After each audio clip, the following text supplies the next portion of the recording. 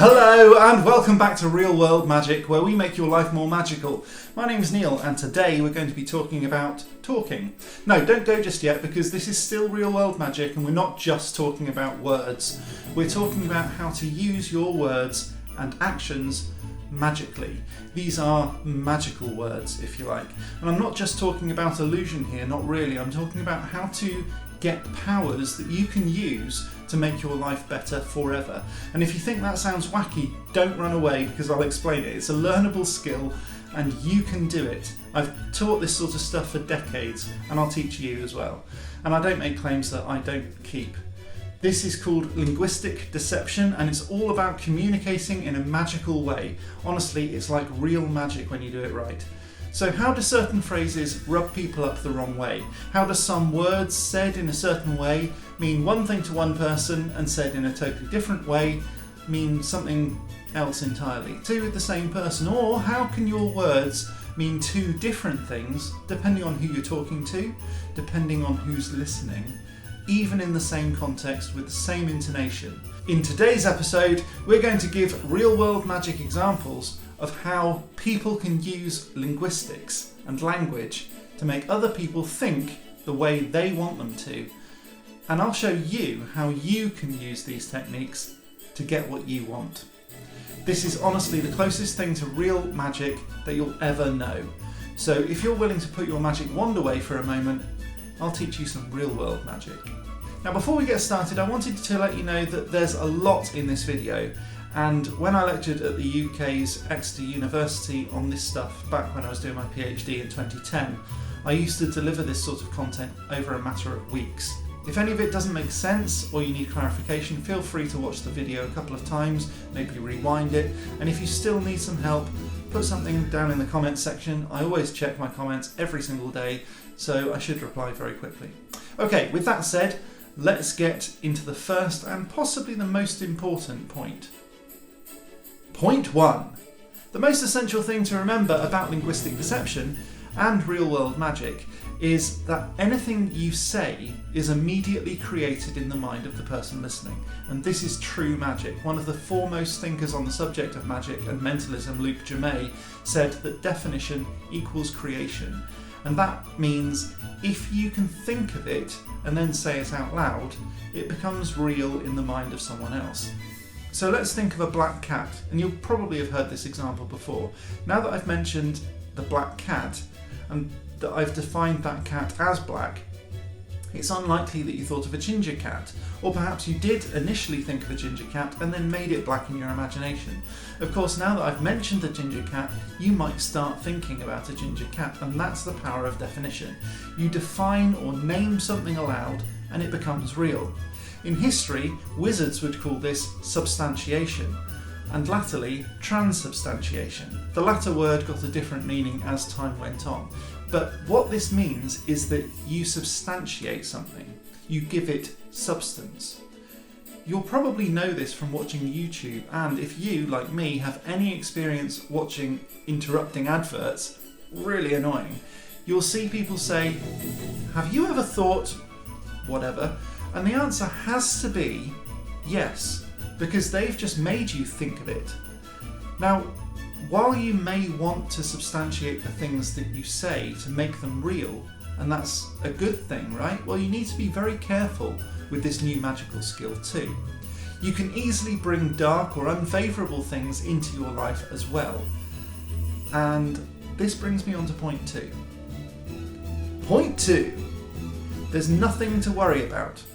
What does that mean? There's something called nothing, and you need to worry about it. By defining something, even if that something is nothing, if you call it nothing, it's something, because you've defined it, you've substantiated it. And when children are afraid of the dark, you're telling them that they have nothing to worry about. Well, it's not as reassuring as you mean it to be, because you don't understand the power of definition, or you didn't until this video. There's nothing to worry about tells the child's unconscious mind, even if they don't know it consciously, that there is something to worry about, and that something is what we call nothing. There's nothing to worry about. you need to be worried about the nothing. It'd be better to say, don't worry about the dark, it's just what happens when the light goes to sleep. That's a much better phrase because then you're not defining the dark as anything other than light. And you end with a command, sleep. And so we move on to point 3. Point 3. End on a command. When you're talking, try to end your sentence with what you want to happen. As we've also seen in point 2, it's a good idea not to define negative things. And I know that's a double negative, but you know what I mean. And focus on the positive. And this goes really deep into our psyche. We tell people, don't forget to pick up whatever from the shop. Don't forget it's so-and-so's birthday. Don't forget to put the bins out. We say negative stuff all the time.